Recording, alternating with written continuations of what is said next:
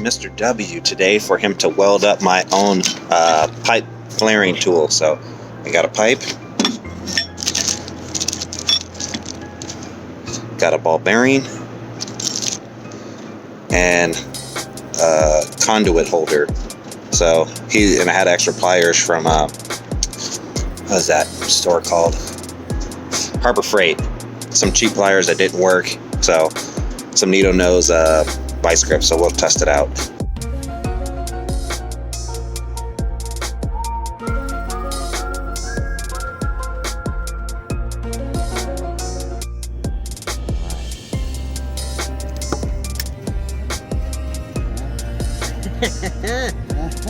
Pretty good.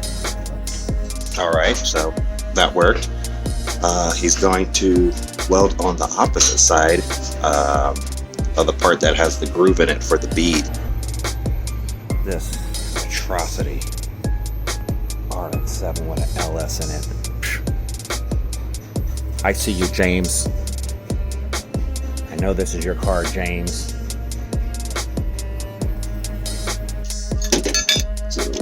This is the tool I had Mr. W make for me to bend or put the bead on some tubing.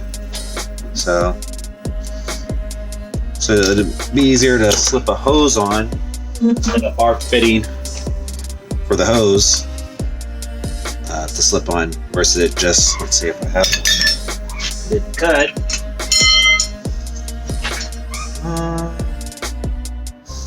I don't have one that didn't cut. So, well, right here.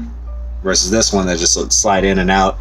A little loose around the edges, but not perfect. So, here's one. I was trying to do a slight flare out, but I was like, nah, that's not gonna work. So, we got this in. And so all this is a ball bearing. Well, I told you guys this already. A ball bearing welded on. And then a conduit adapter, and then some cheap Habor Freight Pittsburgh needle nose pliers.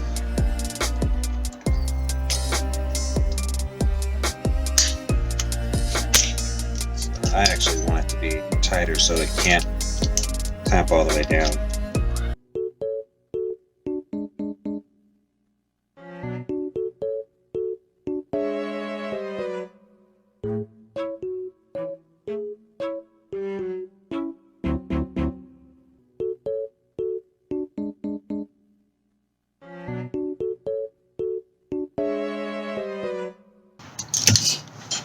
Ta-da!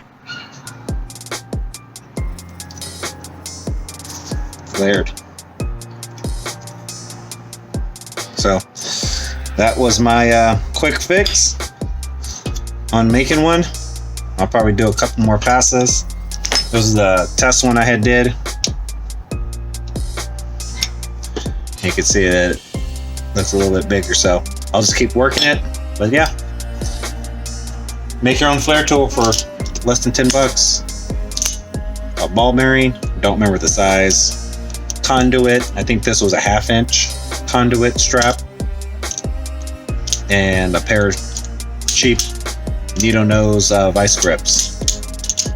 And this is the finished product. Did both sides.